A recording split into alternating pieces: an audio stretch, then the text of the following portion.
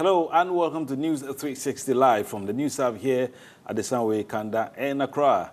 I am Issa Morning. And I am Portia Gabo. Coming up, the headlines. News 360 Headlines is brought to you by Deluxipate, GT Bank, and Calipo.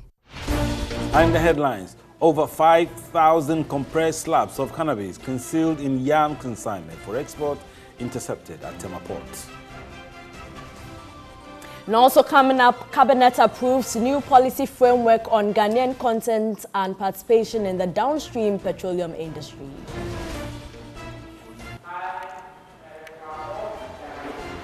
Solemnly bow. Solemnly bow. We bring you the special love story of Eric and Mary. They would call you names. The first one that really gets into people is you don't know from anywhere, they will just calling you prostitute. In Mission tonight, women urged to vie for elected positions despite the challenges. We will bring you the story of an assemblywoman, Philomena Beidu.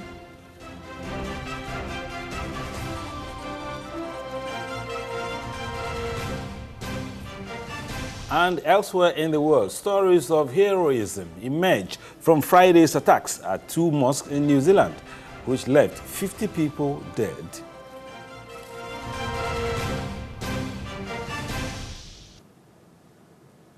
We have details coming up shortly. Do stay with us. And we begin in Tema, where the Customs Division of the Ghana Revenue Authority has intercepted over 5,000 compressed slabs of cannabis concealed in a yam consignment for export at the Tema Port.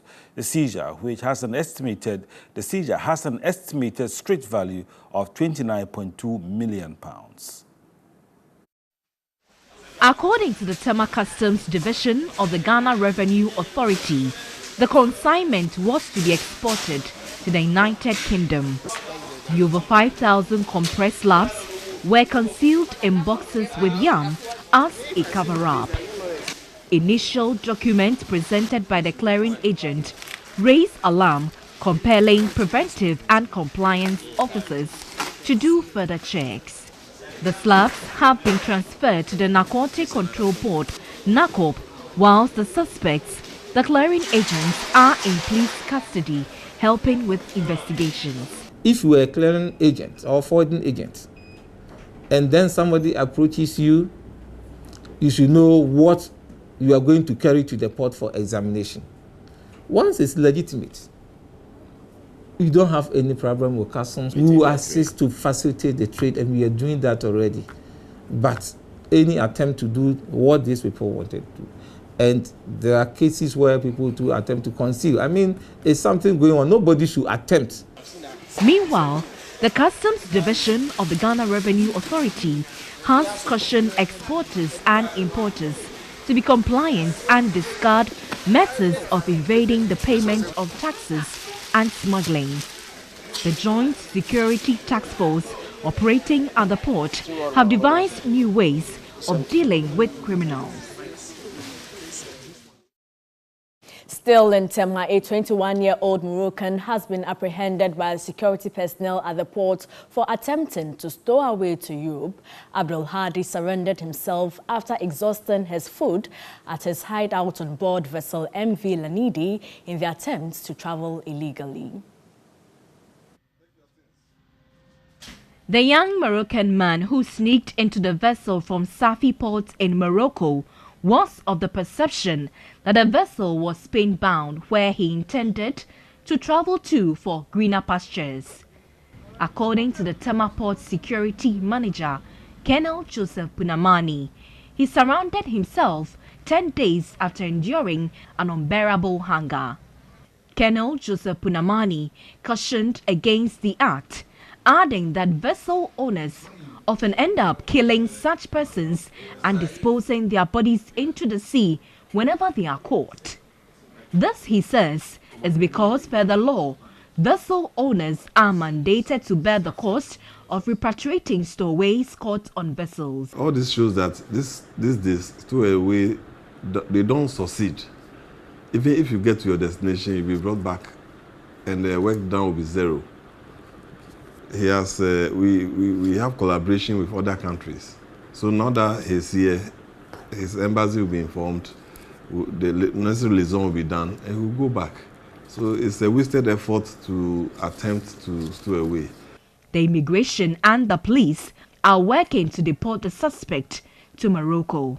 Meanwhile, the latest arrest brings to 18 the number of stowaways arrested at the Tema port since the beginning of the year. And let's go to the northern region, and there police have arrested 4 persons in connection with reprisal attacks in Chiriponi between 2 rival factions. According to the Northern Regional Police PRO, DSP Mohammed Yusuf Tanko, the suspects were arrested from 2 separate areas carrying single-barrel guns. The suspects are assisting police with investigations. Renewed violence in Chiriponi left 1 person shot and some communities burnt. A 22-year-old man who was shot on Friday evening by some unidentified persons at Naweku is in stable condition at the Chiriponi hospital.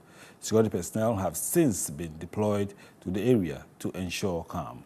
There has been a long-standing dispute between the 2 factions, which have led to the death of some persons earlier this year.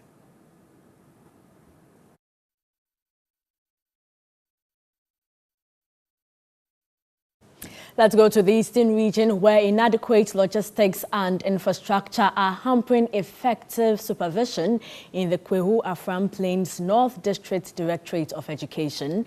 The district, which is occupying an uncompleted building, is currently without an official vehicle. Peter Kwao Adato reports staff rely on commercial transport for official duties. The Kwehu Afram Plains North District Education Directorate, since its inception, has been without a permanent office structure. The administration of the district's educational activities, we were told, was conducted in a structure like this for many years. Government-sponsored construction of an office complex in the late 1990s, along with a bungalow for the district director. But the 2 projects were later abandoned due to lack of funds. The District Directorate of Education, due to challenges faced in operating from the makeshift wooden structure, then relocated into the administrative block in 2007 with the hope it would facilitate its completion. 12 years on, the structure remained in the same state prior to its occupation. The staircase to the top floor is protected by pieces of wood. Every single room on the top floor is leaking badly. Books and other valuable documents are kept on the floor and under tables. Some portions of the structure have developed deep cracks as window frames have fallen from position and hung dangerously. The District Directorate has no single vehicle to undertake its duties. Motorbikes assigned to the district education units have all broken down and abandoned. The district has a third of its schools scattered on islands and hard-to-reach communities. We have only 2 security supervisors on the island, and we don't have the directorate hasn't got a motorboat which we could be using to go to the islands. There's nothing. The last time the Minister of Local Government came here, we drew her attention to that. So it is difficult unless we hire a boat, and we don't have the means to hire a boat to the islands to do supervision. The only means of transport currently is a pickup, which is used by the director as he assumes responsibility for the Kwehu Afram Plains South, whose director has proceeded on retirement. Officers, we were told, have to rely on private commercial vehicles or hire transport services to undertake official duties. We are now working on their broken down vehicle. He is using that from the sister district, Kwehu Afram Plains South, because the director is going on retirement.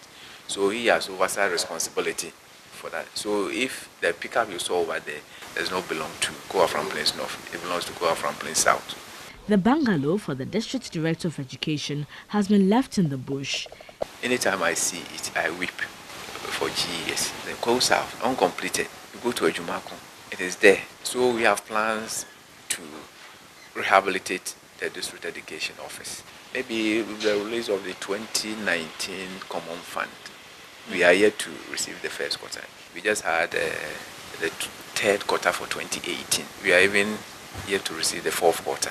Experts say until government stops paying lip service to the needs of areas like the Kwewu-Afram Plains North, Ghana's quest to attain the UN Sustainable Development Goals, which ensures inclusive and equitable quality education and promotes lifelong learning opportunities for all by 2030, will remain a mirage.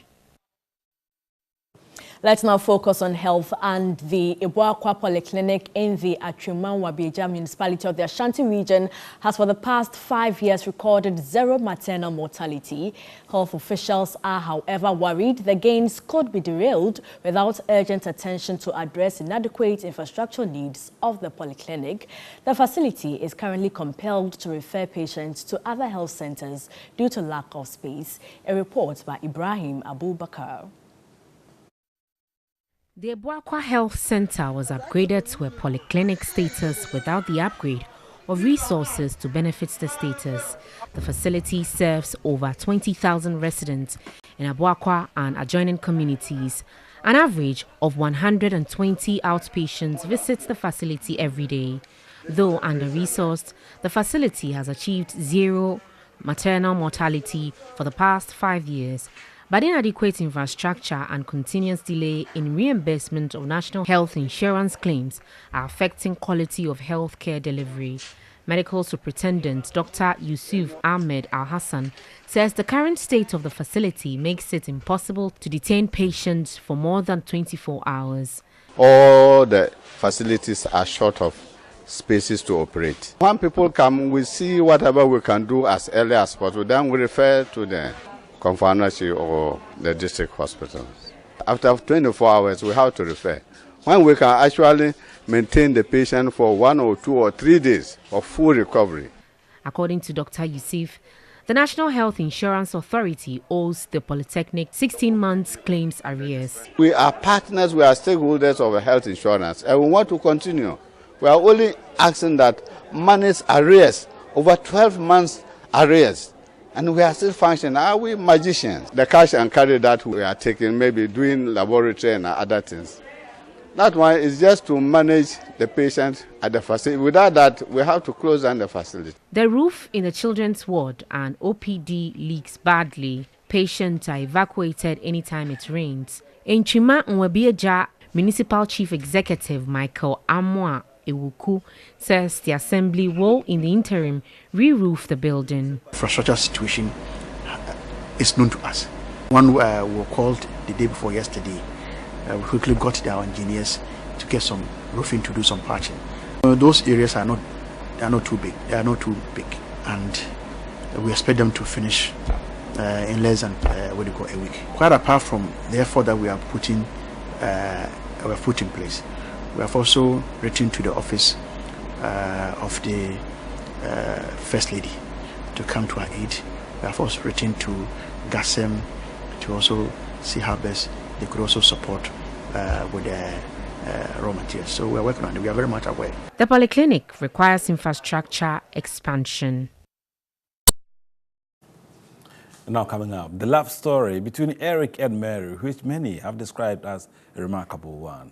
After years of courtship, the couple, who are both deaf, decided to get married in an inclusive wedding ceremony at the Church of Christ in Accra. Portia Gabo was at the ceremony and reports the couple want to inspire persons living with disability through their union.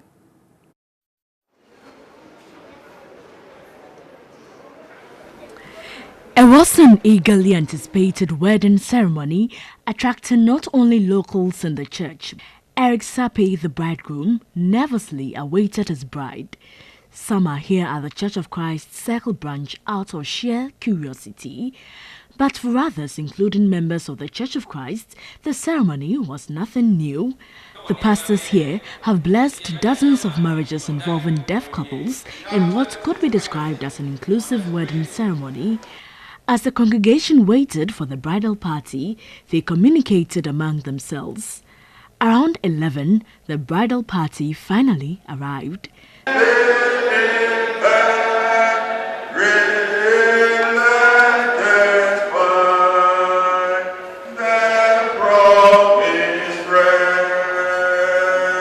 Then The choir, which comprised the deaf, entertained in their own way.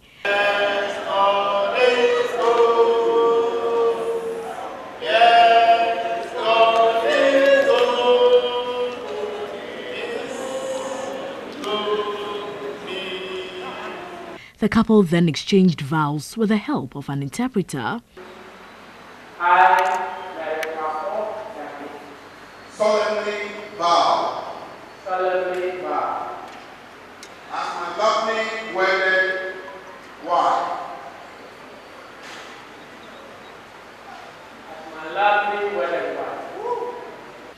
And when Eric professed his love for Mary, she was visibly emotional.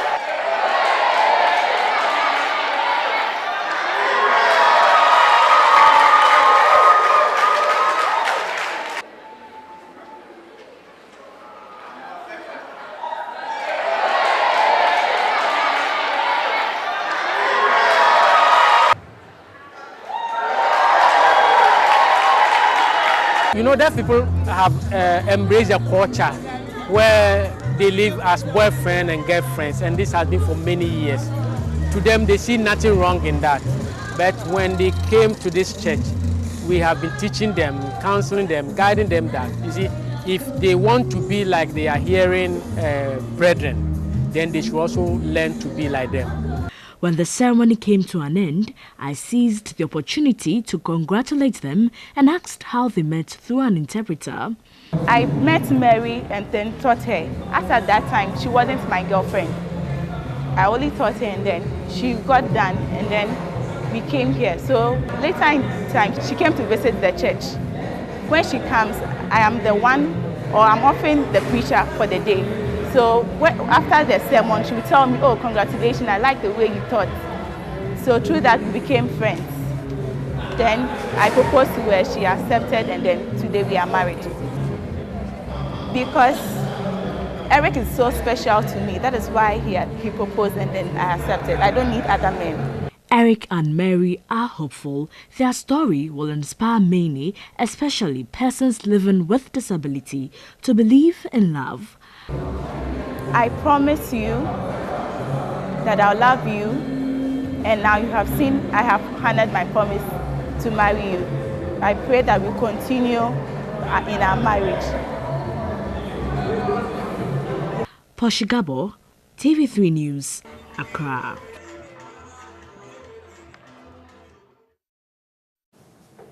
So, and this means, Portia, you were there. Congratulations. Congratulations when to you do Eric this, it means and congratulations. Mary. Yeah. You're watching News 360 from the News Hub. In other news, 8-year-old Alhaji Abubakar, who suffers from cerebral palsy and aspires to be a medical practitioner despite his disability, he takes active part in all aspects of school life, making him one of the best students. A report by Elizabeth Osuachum. Alhaji Abubakar stays with his grandmother, Margaret Atiso, at Awuoshi, Anya in Accra. According to her, he was not born with a condition. However, when Abubakar turned 2, he had drops of saliva uncontrollably from the mouth, problems with swallowing, involuntary movement and delay in speech. The family visited a number of hospitals and prayer centers in an effort to find out what was wrong with Abubakar.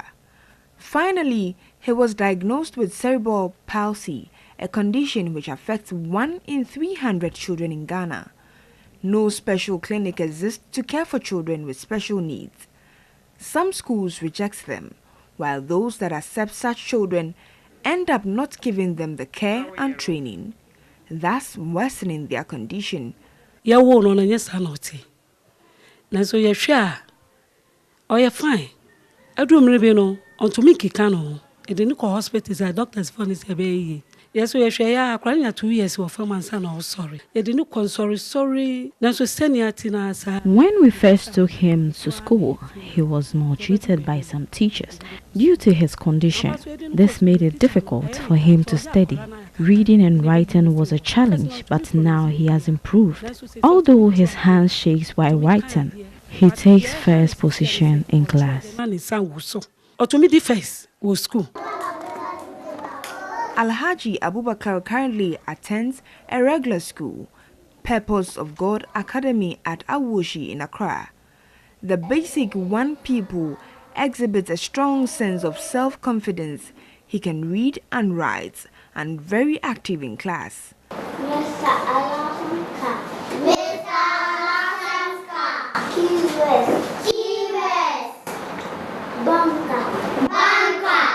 Alhaji also enjoys extracurricular activities. According to his class teacher, Francis Pentio, Alhaji Abubakar takes a while to memorize things. He's very quick to answer questions, and at times because of the problem he has on the brain, it takes time for him to bring out certain things. Headmistress of Purpose of God Academy, Josephine Chum, said despite his condition, Abubakar has become a role model for his peers due to the active role he plays in school. Every day, Alhaji becomes an example to all the kids because I made him the school prefect. Formerly, he used to shake when walking, but now he's fit and he's better than before. She encouraged society to embrace children with special needs, since this will help them to develop their full potential. Parents in the house must realize that if they have a child or a ward who has a problem like this, they shouldn't keep that child in the house. They should take the child to school. A teacher, Gertrude Papafio, recounted her first encounter with Alhaji in the school 2 years ago. When I started teaching him how to write the alphabet and the numbers, he was good in it. He picked up, though the writing wasn't clear, but it was okay. For me, I prefer the child being in private sector than them going to the disability school, because when they get there, their colleagues are disabled, so he will be forced to act like them. But when he comes to the normal school, when he sees their normal colleagues, the way they walk, the way they talk, he'll be forced to do the same thing. Although Ghana has an inclusive education policy formulated in May 2016, children with disabilities and special needs still encounter challenges in accessing quality education. Well, stakeholders in education must demonstrate commitment to the National Inclusive Education Policy. Now let's talk about Ghanaian dishes, which can be described as a garden of flowers due to the different and colorful ingredients used in this preparation. Very tantalizing at first glance. Now think of a Ghanaian jollof rice, fried plantain, kenke and fish, fufu and goat light soup, chicken kebab and steamed cabbage. Now in our Eat Ghana campaign as part of Ghana Month celebrations, Evelyn Tingma throws the spotlight on gankenke and fufu.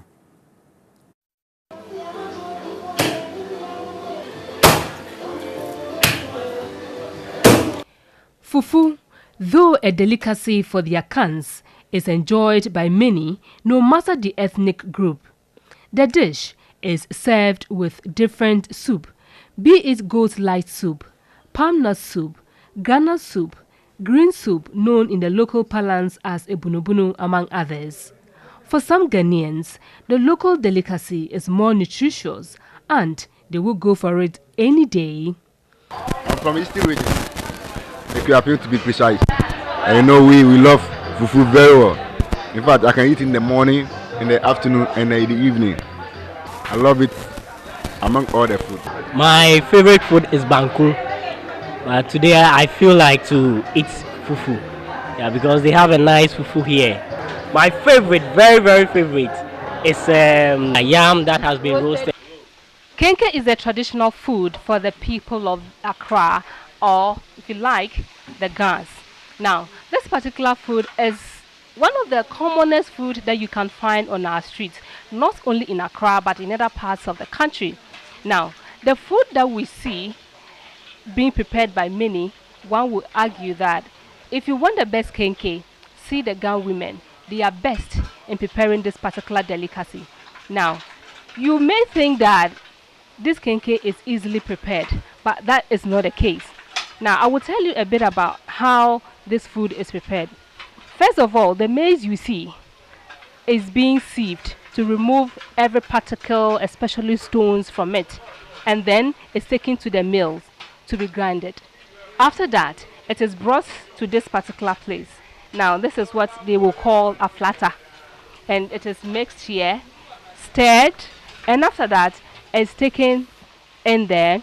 Then the women here also put them into the corn husks. After that, it's molded and it's brought to this particular place to be cooked.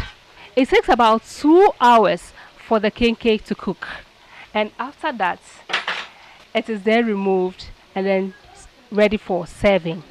And this food is eaten with hot pepper and fried fish. You can also go for stew and fish or meat, whatever your taste may be. Solomon Ajetesowa is in charge here, and he tells me it is a business started by their grandmother and handed down to them. Every day we are working, and then the thing they flow. At the moment, if today maybe the market is good, maybe tomorrow it can come down. Some customers affirmed their kenkey is the best. I eat kenkey 3 times a week, and I usually get it from Katakombe because their services are good and then their kenkey is nice.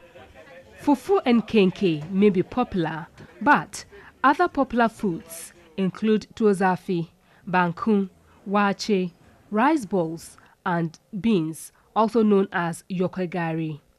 It is another Ghana month, and our Eat Ghana campaign is on, as many Ghanaians are now conscious of the need to eat local food, as some smart business persons are cashing in on it. I just thought that, why don't I do something with all regions represented? I go for all these restaurants, they have buffets and things, but sometimes I realize that some of the regions are left out. They actually just specialize in the fufus and the bankus and things that they know that everybody likes to eat. They ignore the chinkafes and the tumbani. And people will troop to such places to enjoy the sumptuous meals available.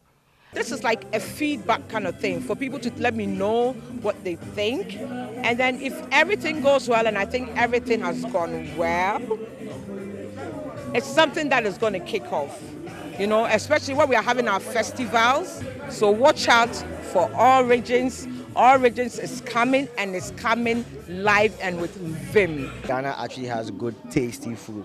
So I just wanted to promote Ghanaian food and Ghanaian culture. So as you can see, everything here is centered around Ghanaian culture, and it's a full-on Ghanaian experience. So there are a lot of local joints and restaurants in town. Just make yourself comfortable at any of them. Go for your favorite Ghanaian dish to help promote Made in Ghana. Evelyn Tenkma, TV3 News, Accra. Well, it's really good to be a Ghanaian. What's your favorite Ghanaian dish? I have 3. Which one? TZ, fufu, and then ampisi. Oh. Plantain ampisi. Well, after whetting our appetite, Evelyn Tenkma did that. We'll take a quick commercial break. We'll be right back. Hello again, it's now time for Mission. And Mission is brought to you by Star Ghana with funding from Danida, UK Aid and the EU. She defied all odds and contested a man and won to represent the low-cost electoral area in Cape Coast Metropolitan Assembly. Philomena Baidu, the only female assembly member, has suggested women should ignore the insults and intimidation and vie for positions to lead society. Bright Nana Ampho's reports. If you're a young woman and you enter into these kind of, local politics or any other form of politics, like, they would call you names. The first one that really gets into people is you don't know from anywhere, they will just calling you prostitute. This is one of the many reasons women will shy away from contesting for local level elections. But Philomena Baidu defied all odds and contested to represent Ola low-cost electoral area in the Cape Coast Metropolitan Assembly. The assembly has only one elected woman assembly member. Many women contested and lost, but she believed in her ability. We are very versatile, and when it comes to managerial skills, it is we, the women, we are very, very skillful when it comes to managing our homes and whatever opportunity given us. So I always urge women, a lot of women, give a service that is above yourself to your community. Initially, she was edgy. She didn't want to contest. Phil had all kinds of ideas about contesting. I've been in this area. This is my 11th year in this area. So I realized all the elections was won by men. So at a point, I even thought it was just for men. And I remember the election year before I contested, a woman contested and she didn't win. So the next one, she's like, I'm like, no.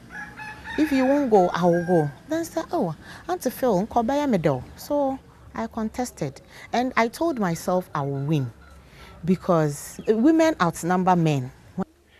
Then she took the decision and her door-to-door campaign helped. The kids loved me a lot. So it started from the kids. I realized, I have the kids to, convince their parents. So I just did my campaign. I get to every woman, hey, me your uncle, and the mother is smiling already. So no matter what you say, you've gotten them. She feels women do not get enough support, and she blames both local and central governments. We all say, oh, we are encouraging women, we want to encourage women, but it's just a math talk. It is not a practical thing. I've been there, I haven't seen any motivation. Nothing, absolutely nothing to encourage me as a woman to even, Philomena wants women to take the lead in managing society. She had a lot of support from men, though women also helped her to lead the people of Ola low-cost electoral area. Phil is moving higher and is encouraging women to aspire to higher heights. I would want to, help any other person who is interested, especially a woman. So I drew it to them. So I'm waiting. Some showed some interest. Later I saw them and they're like, Mama Pharaoh. And I'm like, I will meet you and then we would talk. With these things, you have to motivate yourself first. Be strong in your room first. Speak to yourself first before you get out there. So that by the time you are out there, you are fully prepared, both physical and spiritually. The Cape Coast Metro Assembly says it is looking up to when it will have more women representation in the Assembly. In trying to balance the situation, we, in the process of adding on to the members by way of providing government appointees, we had to make sure we have a number of women to balance the situation. So if you come to Cape Coast Metro Assembly, you realize that most of the appointees, the government appointees, are females. The Cape Coast Metropolitan Assembly has 67 members. Women form an insignificant number, and this is affecting the discussion of women issues. This, the Assembly wants to change. Bright Nanamfo, TV3, Cape Coast. Let's go to the Western region, and the Takwa and Soye Municipal Health Directorate says it does not have the resources to construct new structures to serve as CHIPS compounds. Director of Health Emmanuel Afelkum says they are rather considering intensifying outreach services. A report by Stanley Niblo. The Takwa municipality is constituted by some 430 communities. The communities have been demarcated into 33 community-based health planning and services CHIP zones, but only 9 have physical structures. The rest operate in open places where privacy is a challenge, especially for people who wanted to use any of the family planning methods. Some CHIPS facilities share cubicles with an information center, while others have not received furnishing after completion, but they are being used. Infrastructural provision in the Takwan Swayem municipality is a challenge, as distribution of national and municipal resources have not been even. The infrastructure is highly challenged. At the lower level, the infrastructure is highly challenged because we rely mostly on the municipal assembly and then the mining company to be able to meet the gap in infrastructure. CHIPS compounds were introduced by Ghana Health Service to render basic health services to people in difficult-to-reach areas of the country. Takwan Swayem Municipal Health Director Emmanuel Afelkum said construction of additional physical structures to serve as CHIPS compounds will not be possible. The emphasis will be referring to the nearest hospital because within Takwa we have so many hospitals. Aside from the two major government hospitals, we also have other private hospitals, counting a total of about 11 hospitals within Takwa. So we will not also want to worry ourselves to think that we need a health infrastructure to be called a CHIP compound. No, our emphasis on the CHIP compounds will be in the periphery where access to health facility is challenged. And so over there, when we have the CHIP compound, it should be an enhanced CHIP compound that can provide a comprehensive service for us.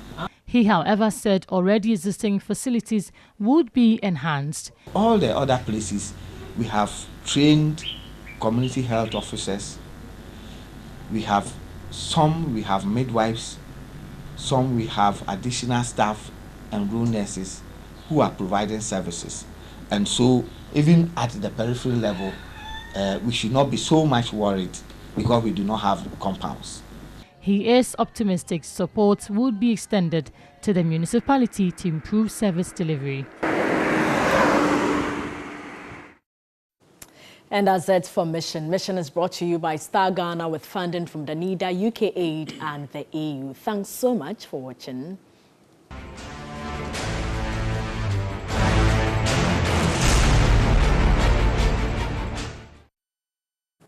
Now let's do some more stories on NEWS360. Ghana has signed a €40 million facility grant with the European Union aimed at promoting investment and job creation. The financing agreement is the last to be signed from Ghana's indicative allocation of €323 million under the 11th European Development Fund and National Indicative Programme, and spans between 2014 and 2020. According to the Information Minister, the program focuses on the areas of business climate, public financial governance, and employment, and its main objectives are to promote domestic and foreign investments. This is to enable businesses to spearhead economic transformation and create employment. It will also strengthen public financial governance and boost domestic revenue mobilization, as well as support the fight against corruption. This amount is to be used to support private investment and to deliver on the Sustainable Development Goals, and it will enable the Ghanaian government to accelerate the implementation of structural reforms that are essential for strong, inclusive, and job-creating growth. The funds are to be managed by the Ghanaian government, and the program is aligned with President Akufo-Addo's vision of Ghana Beyond Aid, a long-term economic and social transformation strategy. Information Minister Kojo Oponkroma also indicated Cabinet on March 14 approved the policy on Ghanaian content and participation in the downstream petroleum industry in Ghana. The policy, he said, is intended to ensure a Ghanaian-driven and Ghanaian-owned petroleum downstream industry capable of attracting local value-added investment and enhanced job opportunities. The new policy framework covers a number of areas, including the following. First, trading, shipping, and bulk distribution of petroleum products. Second, infrastructure development in the petroleum sector, such as construction of port discharge facilities, processing and petrochemical plants. Third, supply of petroleum to strategic sectors of the economy. Fourth, general procurement of goods and services for the downstream petroleum industry. Government, he said, believes efforts such as these will assist in strengthening the local economy as well as ensure that Ghanaian capital is boosted.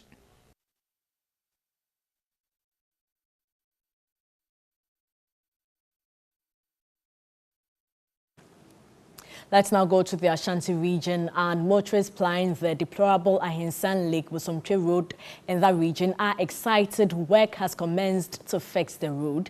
They are anxious to see early completion of the project to help open up the area for economic growth. Ashanti regional correspondent Ibrahim Abubakar has filed this report. Residents and motorists along the Ahinsan Lake Bosomtwe Road have been complaining about the deplorable state of the road for the past 5 years. The road, which connects to the only natural lake in Ghana, Lake Bosomtwe, became unmotorable after years of neglect. This led to a decline in patronage of the tourist site. President Akufo-Addo in August 2018 cut short for reconstruction of the road. 7 months later, work has commenced to fix the road. Motorists have commended government for awarding the road to contract, but called for speedy completion to ease their burden. Because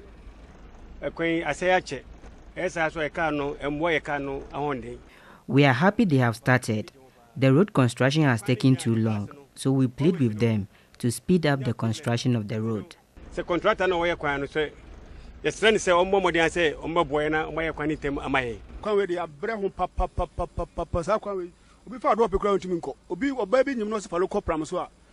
Using this road is hectic, so we are grateful to government for starting work on it. But we hope that they are able to finish soon for us to be able to use it.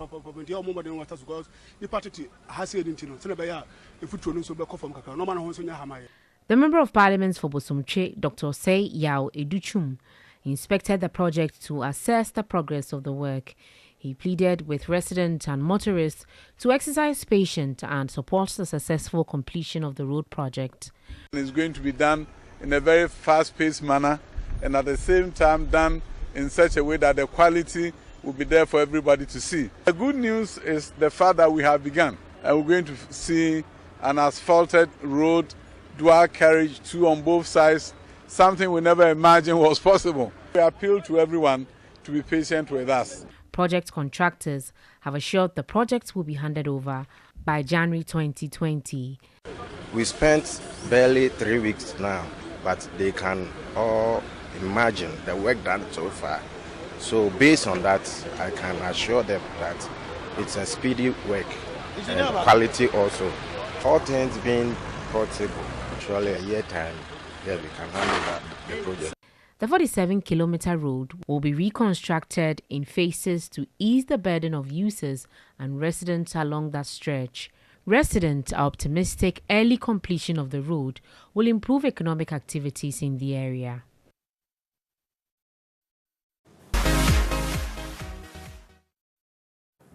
And in this segment tonight, Media General Group, owners of TV3, 3FM, Onya FM, Connect FM, and Adesan Productions Limited, treated its staff to a memorable experience.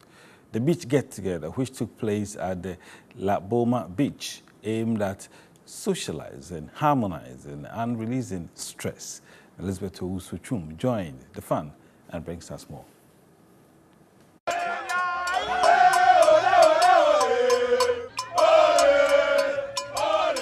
Media General Staff Beach Party brought together numbers from all departments to participate in various games and activities at the La Boma Beach. Jama, time with the DJ, football, volleyball, Scrabbles, among other activities were lined up for the fun-packed day.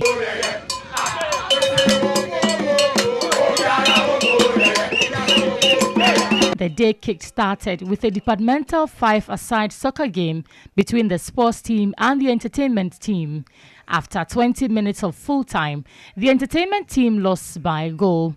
Other departments joined in the action. In the end, the technical team won the tournament after a penalty shootout.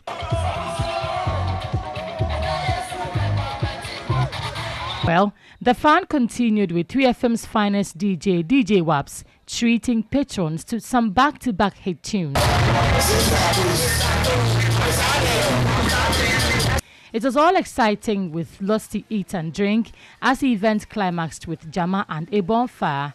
According to management, more of such events will be held to boost staff morale. So the objective is to make sure that staff will feel relaxed in an environment, play, dance, and do all manner of things that they ordinarily would not do at the office. We believe that this has to happen so that, it would encourage, workers to, fraternize with each other.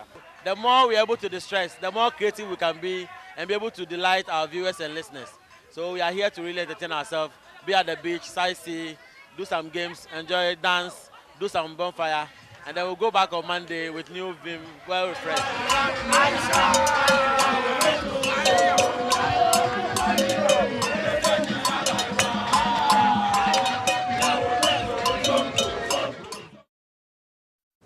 Well, before we go, a wrap-up of the major news events of the week as captured from the lens of cartoonist Tilapia.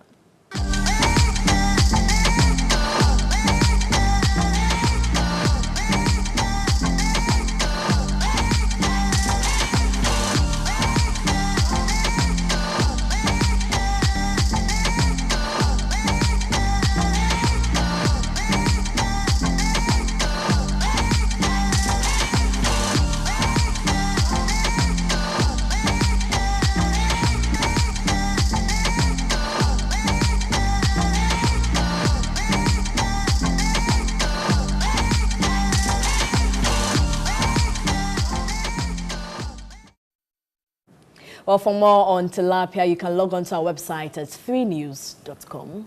Right, that's it for this edition of News 360. You can get more updates on 3news.com. My name is Isamoni. And I am Portia Gabo. Enjoy the rest of our programs. Good evening.